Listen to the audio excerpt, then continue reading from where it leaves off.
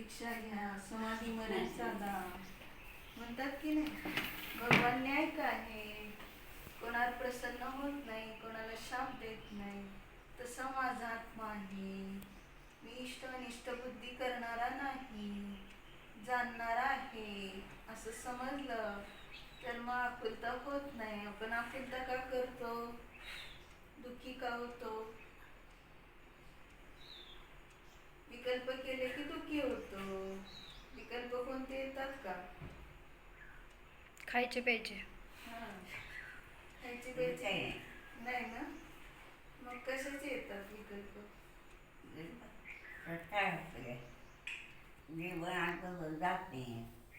काय असं आज जात नाही. आज जाते बाई येते बरोबर. मग आपण असं कोणाला तरी केलेलं असतं, त्याचं प्रतिक्रमण करायचं. पूर्वभावात ह्या भावात कधी कोणाला प्रतिकूलता दिली आहे, त्यांचं ते अन्न तोडलंय, म्हणून आपल्याला ते आज जात नाही, बाहेर येत आहे. अंतराय कर्म केलेलं आहे, त्याचं प्रतिक्रमण करायचं, प्रायश्चित्त करायचं. मी फक्त जाणणारा मात्र आहे असं जाणायचं. फक्त न्यायिकच आहे, अंशस्वरूपी आहे, खाणारा नाही, जाणणारा आहे, ब्रह्मस्वरूपी आहे. माझे कोणी नाही, शरीर माझे नाही, मी सर्वापासून भिन्न एक शुद्ध आत्मा आहे असं जाणायचं. तर मग आपल्याला खरंच सुख मिळतं, शांती मिळते. म्हणजे आपण परद्रव्यात शोधायला जातो, हे मला सुखी करते. कोण सुखी करतात का? मुलगा मुलगी कोण सुखी करतंय? मिस्टर, नात नात नातू नात नात नातू करते का सुखी कोण?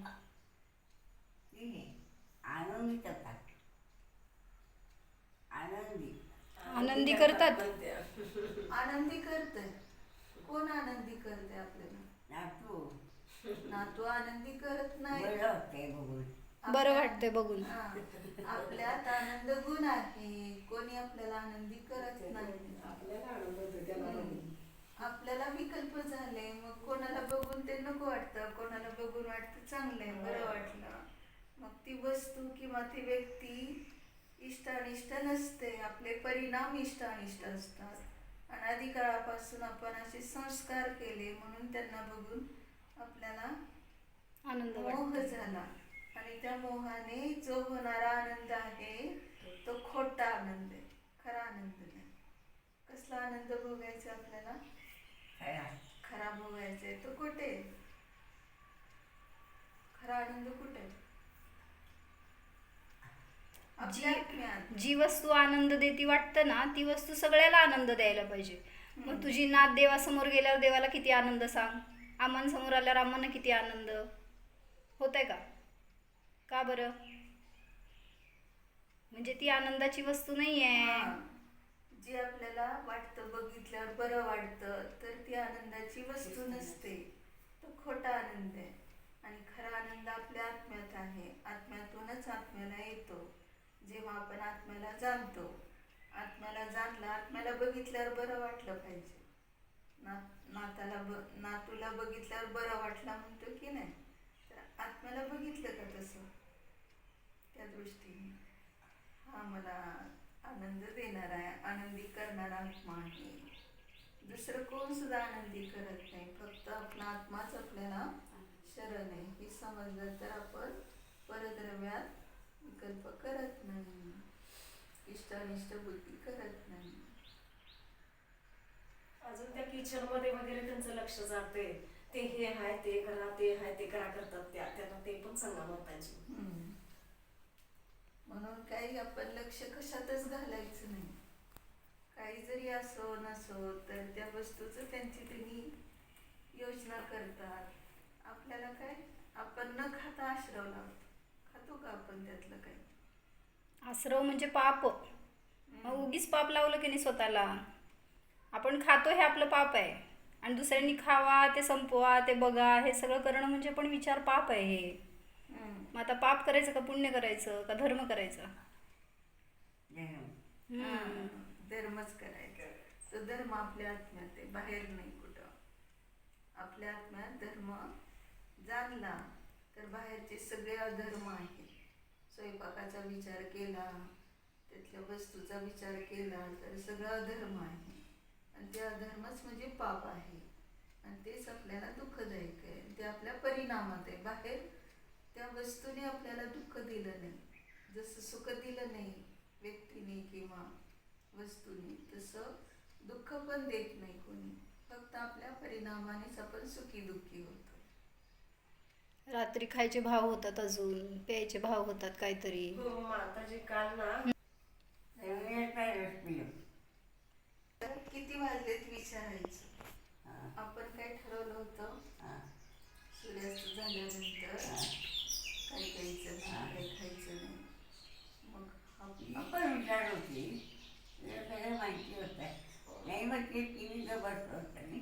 नाही हो, मला माहित नाही ना. दुसऱ्याचा दोष मी नाही, म्हटलं की, आपला मी दोष चालतंय बघायचा. काय, नमुने आहे, मला यांचे नियम माहित नव्हते ना. चालतंय का विचार आपल्याला आपला दोष बघायचा, दुसऱ्याचा नाही. मी चुकले, माझं प्रायश्चित्त द्या म्हणून सांग. रात्री आपण खाण्याचे भाव केले. हां, आता इथून पुढे आपण प्रयत्न करायचं, विसरायचं नाही. सावधान त्यांनी राहायचं. घ्या म्हटलं तरी सुद्धा मी घेणार नाही म्हणायचं. रात्र झाल्यावर मी घेत नसते असं सांगायचं. आपण दृढ राहायचं. त्या हां. जितकं दृढ राहतो. कोल्ह्याची गोष्ट माहिती का? कोल्ह्याला मुनींनी नियम दिलेला असतो, रात्री भोजन त्याग. मग त्यावेळेस त्याला खूप आनंद होतो, तो चांगलं पाळत असतो, इतकी श्रद्धा असते त्याची. आणि मग एक दिवस काहीतरी सुकं खाल्लेलं असतं त्याने, काटक्या वगैरे काय, त्याला खूप कोरड पडते. म्हणून तो एका विहिरीत, पायऱ्या असतात त्या विहिरीत पाणी पिण्यासाठी तो उतरतो. मग तो विहीर खोल असते त्यामुळं तिथं अंधार दिसतो. मग त्याला वाटतं सूर्यास्त झाला, आता आपला नियम मोडायचा नाही. मग तो परत वर येतो. वर आल्यावर बघतो, अरे सूर्य तर आहे. मग परत पाणी पिण्यासाठी खाली जातो. खाली गेला की म्हणतो, अरे एवढ्यात सूर्य बुडला दिसतोय, अंधार झाला म्हणजे. तो परत तसंच पाणी न पिता वर येतो. परत बघतो, अरे आहे सूर्य अजून, म्हणून परत जातो खाली. किती वेळा हेलपाटे करतो, जोपर्यंत सूर्यास्त होत नाही तोपर्यंत तो खालीवर करत राहतो. पाण्याचा एक थेंब पण पित नाही. आणि त्यातच शेवटी त्याचे प्राण जातात. का पिलं नाही सांग त्यांनी पाणी खाली जाऊन? पण विहिरीत पाणी होतं, पण पाणी पिलं नाही त्यांनी. का नाही पिलं? सूर्यास्त वाटत होता त्याला, झाला नव्हता सूर्यास्त. अंधार दिसला खाली म्हणून पिलं नाही. एवढं पाळलं त्या जनावरांनी. नियमामध्ये त्याच्या दोष यायला नको. त्याला दृढ, त्याचा नियम संयम दृढ होता. त्याने इतकं चांगलं करेक्ट पाळलं, त्याचं फळ काय मिळालं त्याला? आता जरी प्राण गेले तर शरीराचे प्राण किती वेळा तरी असे जातात, पण नियम पाळता पाळता गेले तर या ठिकाणी त्या श्रद्धेचं फळ तो प्रीतिंकर राजा झाला. आणि प्रीतिंकर राजाहून मुनी होऊन मोक्षाला गेला. किती सोपं आहे की नाही? व्रत मोडलं तर नरकात जातो, आणि व्रत चांगलं दृढतेने पाळलं तर मोक्षाला जातो. एवढं फळ चांगलं आहे. म्हणून लक्षात घ्यायचं, दृढता ठेवायची. काही झालं तरी मी ते आता घेणार नाही, रात्री मला घ्यायचं नाही, अशी दृढता ठेवायची. व्रत करतोच कशासाठी? सगळे आपले दोष सोडायसाठी तर व्रत आहे. आणि आपण व्रत घेऊन दोष केल्यावर मग कधी कुठं जाणार? कुठं जाऊन आपले दोष धुवायचे?